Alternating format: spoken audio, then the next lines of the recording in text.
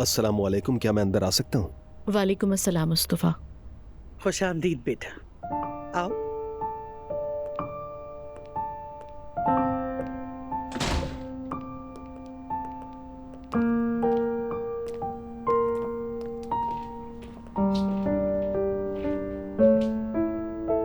मुस्तफ़ा, मैं बात करने आया हूँ। चलो बेटा, तुम बात करो, हम लोग वहां जा रहे हैं।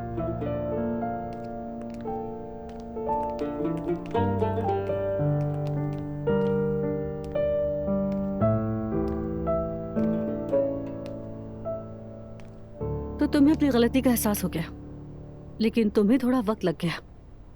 नाला, मैं फिर पूछ रहा हूँ, क्या वो बच्चा मेरा है? तो क्या तुम अब भी शक कर रहे हो मुस्तफ़ा?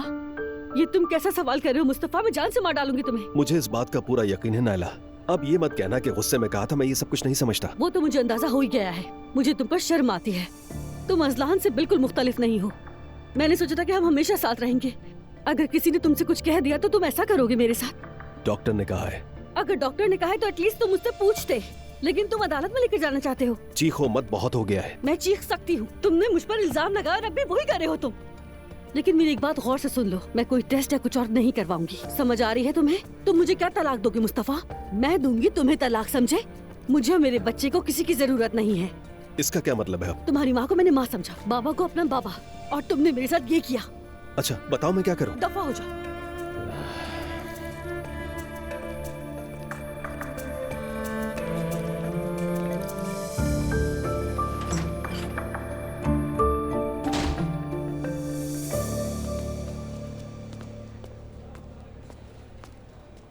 तुम अभी तक यहीं हो? अरे बस निकल रही थी, अभी अभी काम खत्म हुआ है मेरा। प्रोग्राम ने थका दिया मतलब तुम्हें?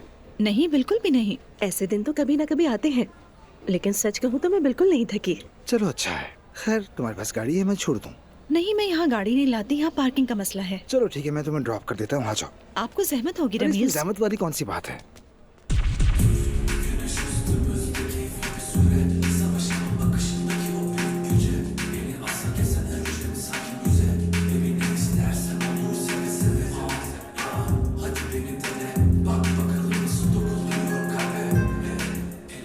अरे वाह, मैंने तो सोचा भी नहीं था। अपनी राय बदलने में मुझ जैसा कोई भी नहीं है। खुश आमदीद। बहुत शुक्रिया। उमर, मिलकर खुश हुई। मुझे भी। तुम हैरान हो? हाँ बहुत ज्यादा।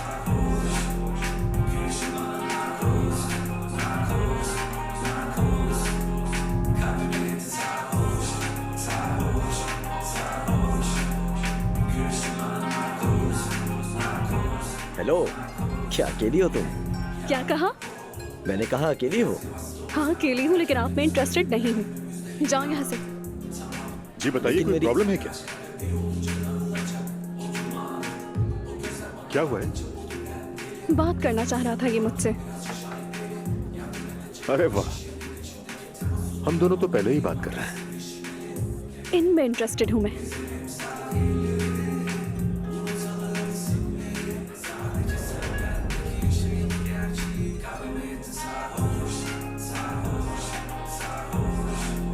ऐसे ही कह दिया बस।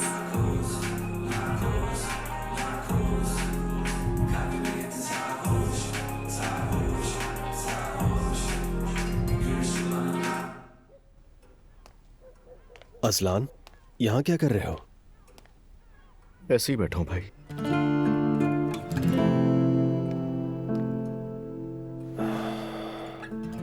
कोई बात तो जरूर है। छोड़ो मेरी बात भाई, कुछ भी नया नहीं है बताने को। तुम बताओ, तुमने बात की नायला से? हाँ बात हुई थी मेरी, लेकिन वो सिर्फ मुझ पर चीखती रही। क्या तुम जानते हो अजलान, नायला की नजर में ये कमरा एक कोड है। और इसकी वजह क्या है? हाँ, क्योंकि बाबा हमें एक एक करके यहाँ बुलाकर अपने फैसले सुनाया करते थे। ये बात तो है, बिल्कुल सही कहा उसने। कोर्ट तो ये है, अभी बाबा ऊपर है और हम यहाँ। क्या हो गया है हमारे साथ? सब कुछ सही था हमारे घर में। अजलान, पता नहीं, जो नामुमकिन लगता था सब हो गया। नायला मुझसे नफरत करती है। और दुआ मुझसे। वो थोड़ी ठीक है, नायला की तरह नहीं। ये तो सही कहा। मैंने उसके साथ गलत किया ना? हाँ भाई, बहुत। अगर तुम्हें शक था तो मुझसे बात करते। तुम तो सीधा वकील के पास चले गए भाई। नायला ने कहा कि मैं टेस्ट करवाऊंगी, उसके बाद तो मैं तलाक दूंगी। छोड़ो उसकी बातों को, ऐसे ही बोल रही, तुम्हारे बगैर नहीं रह सकती वो। दुआ भी तुम्हारे बगैर नहीं रह सकती। रह सकती है, बल्कि मेरे बगैर वो शायद और ज्यादा खुश रहे। और यही बात मुझे सबसे ज्यादा डराती है कि जैसे मैं दुआ की जिंदगी में कभी कुछ था ही नहीं, उसने बिल्कुल भुला दिया मुझे। अजलान, हौसला रखो। देखो तुम्हारी एक बेटी है, ये मुमकिन नहीं। उससे कोई फर्क नहीं पड़ता। सब्र करो, इंशाल्लाह कोई ना कोई रास्ता जरूर निकल आएगा। बाज औकात मोहब्बत काफी नहीं होती भाई। खैर, तो मेरी बात छोड़ो, अपनी शादी बचाने पर ध्यान दो। अजलान, क्या मैं टेस्ट के लिए जाते हुए अपने साथ फूल ले जाऊं? बल्कि एक काम करो, हार ले जाना, रंगीन फूलों वाला, जैसे जनाजे पर ले जाते हैं। हाँ, और कहना तुम्हारी रूह के साले सवाब के लिए। भाई, तुम्हें अचानक हो क्या गया है? वैसे तुम मेरी एक बात को सीरियस ले लो भाई, ये मामला सिर्फ फूल देने से हल नहीं हो सकता। हाँ, और उसमें गुलाबों के दरमियान सोने की अंगूठी या कुछ रख देता हूँ। चलो ये कर लो। ऐसा भी हो सकता है क्योंकि हम नायला की बात कर रहे हैं इस वक्त। देखो जरा, अपनी बर्बादी पर हंस रहे हैं।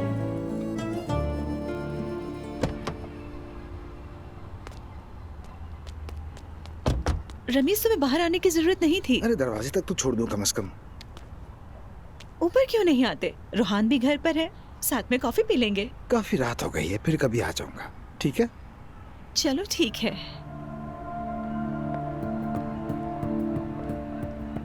अस्सलाम वालेकुम। कॉफी लेने के लिए बाहर निकली थी मैं। रमीज, फिर मिलते हैं। चलो ठीक है।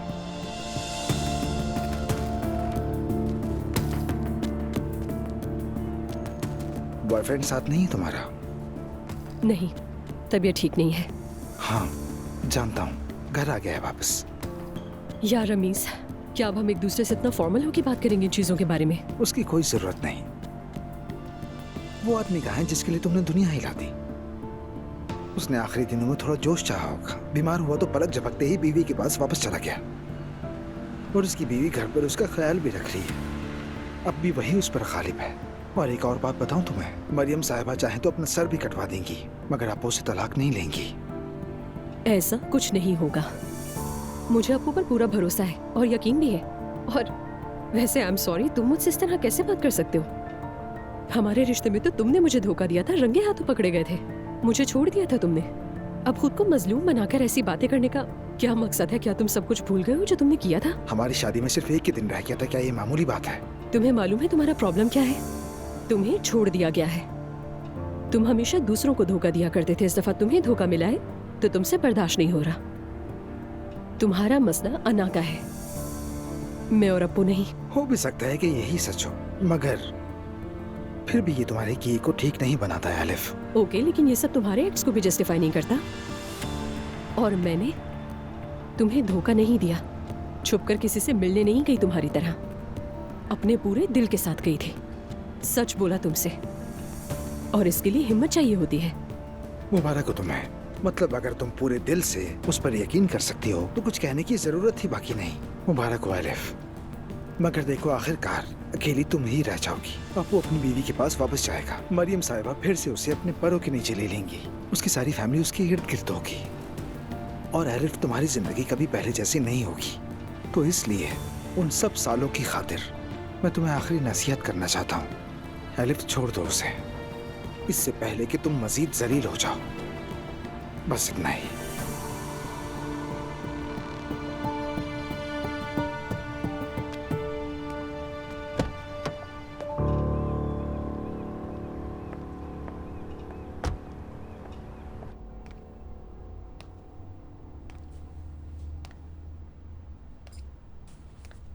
रमीज के साथ आई हूँ मैं घर।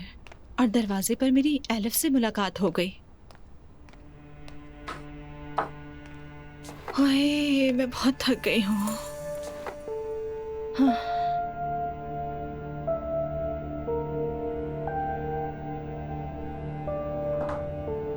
रोहान,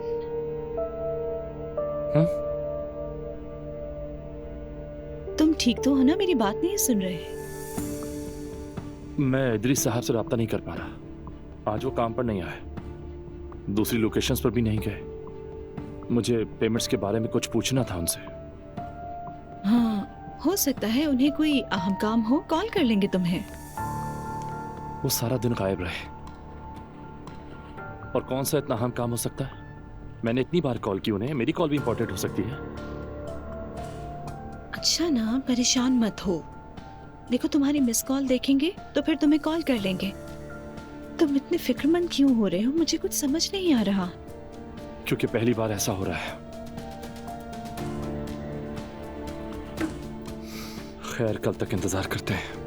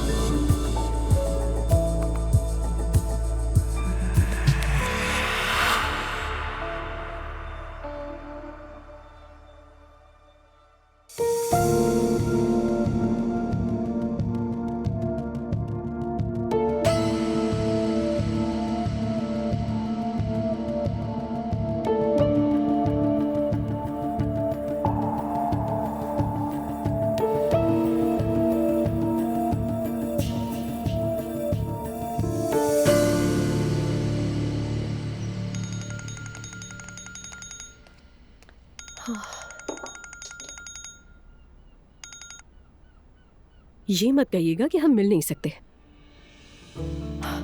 ओह भाई, मुझे तो लगा था कि मैं आपको दोबारा नहीं देख पाऊंगी। अच्छा ठीक है, क्यों ना हम किसी कैफे चल लेते हैं? यस, जबरदस्त। मैं बस अभी तैयार होकर आती हूँ जल्दी से।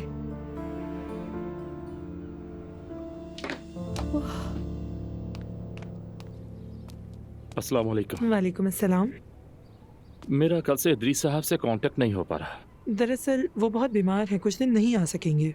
अच्छा, वाकई? जी। उन्हें क्या हुआ है?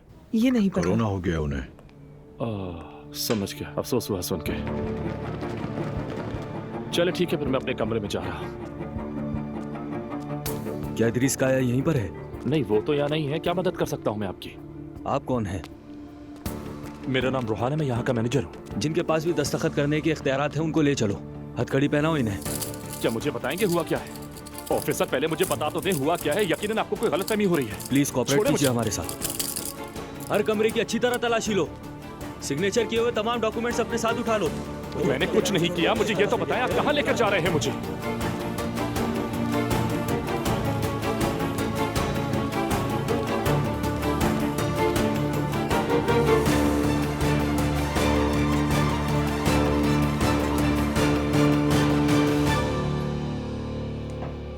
आप जानते हैं, आपकी फिक्र में मैं पागल हो रही थी, दिमाग खो बैठी थी। मुस्तफा की बात ने तो मुझे हिला दिया। हाँ, जाहिर है उस घर की तो हर बात ही हिला देती है। अच्छा खैर, आज आप वापस होटल जा रहे हैं ना मेरे साथ, है ना? हाँ हाँ बिल्कुल। सुपर्ब। मरियम को भी मना लिया ना आपने इस बारे में? उससे ज्यादा बात करने का मौका नहीं मिला। क्या मतलब है? एलिफ में बीमार पड़ा हुआ था, होश में ही नहीं था। जैसे ही बेहतर हुआ तुम्हारे पास चला आया। अब वो ये आप क्या कह रहे हैं? मैं समझ नहीं पा रही है। क्या आप तलाक नहीं लेना चाह रहे? क्या ये मुमकिन है एलिफ? तुम्हें लगता है मैं तुम्हें दुख पहुंचाऊंगा? हाँ, मैं जानती हूँ कि आप मुझे दुख नहीं पहुंचाएंगे, मगर ये मामला तो मुझे कहीं और ज्यादा नजर आ रहा है। एलिफ, मुझे थोड़ा और वक्त देना होगा तुम्हें। किस लिए चाहिए? मेरे घर पर हालात अच्छे नहीं हैं। तो मुझे इससे क्या? गुस्सा मत करो, मुझे समझने की कोशिश करो। अप्पू, देखिए, मुझे साफ साफ बताएं कि आप क्या कहना चाह रहे हैं। मुझे कुछ समझ नहीं आ रहा है।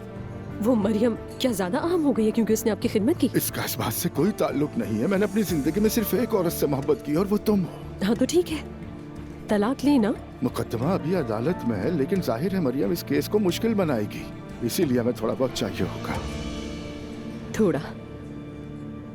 थोड़े से क्या मुराद है आपका? यानी ये थोड़ा मेरे लिए कितना हो सकता है अंदाजन? कितना वक्त चाहिए? वकील ने कहा है 1 साल लग सकता है। क्या?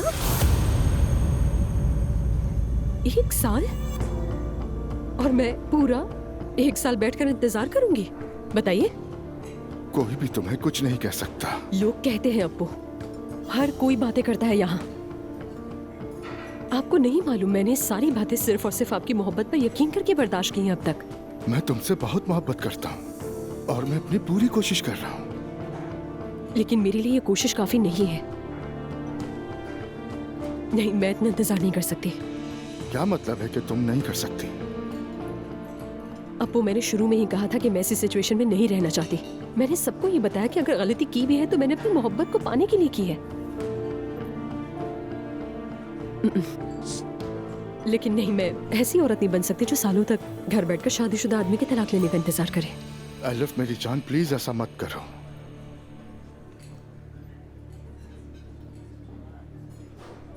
सब खत्म। क्या मतलब सब खत्म? कैसे खत्म हो सकता है? एलिफ प्लीज, प्लीज एलिफ ऐसा मत करो। अब सब खत्म। मैं कोई बेवकूफ औरत नहीं हूँ और दूसरा ऑप्शन नहीं बनना चाहती हूँ मैं। अप्पू, इस कहानी में अगर कोई जख्मी हुआ है तो वो मैं हूँ। क्या आपको नजर नहीं आता कितनी बेवकूफ थी मैं? एलिफ, तुम हो वो औरत जिससे मैं मोहब्बत करता हूँ। अप्पू, इंसान सिर्फ मोहब्बत नहीं चाहता बल्कि उसके साथ इज्जत भी चाहता है। ठीक है, आखिरी बार पूछती हूँ आपसे, क्या आप अभी तलाक ले सकते हैं? बदकिस्मती से नहीं। तो बदकिस्मती से मेरी तरफ से भी खुदा हाफिज। एलिफ, एलिफ प्लीज मत करो, प्लीज ऐसे तो मत जाओ।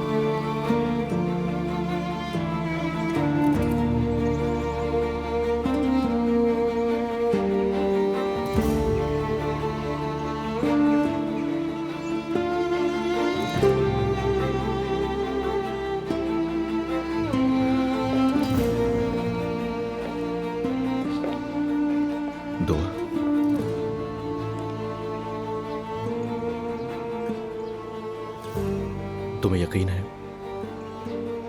हम जो कर रहे हैं वो ठीक है? अगर तुम कायम हो तो मैं भी कायम हूँ।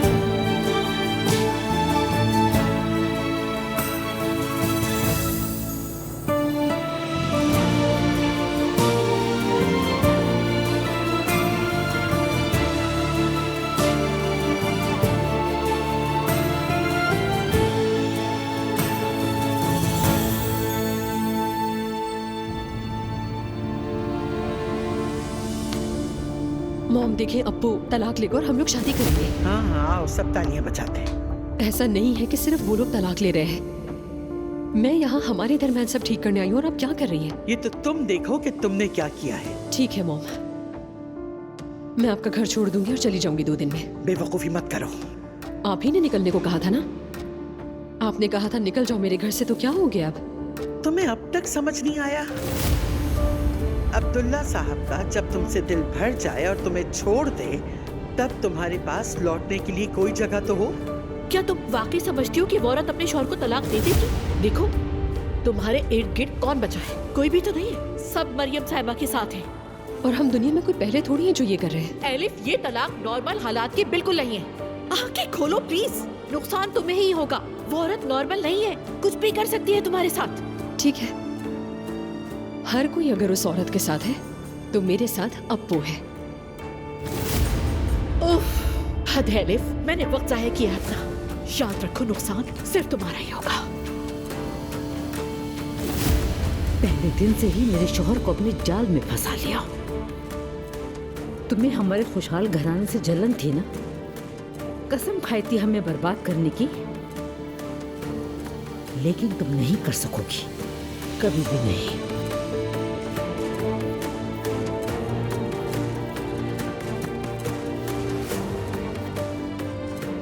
ये अंगूठी तुमने इसे दी है, क्या इस अंगूठी पे भरोसा है तुम्हें?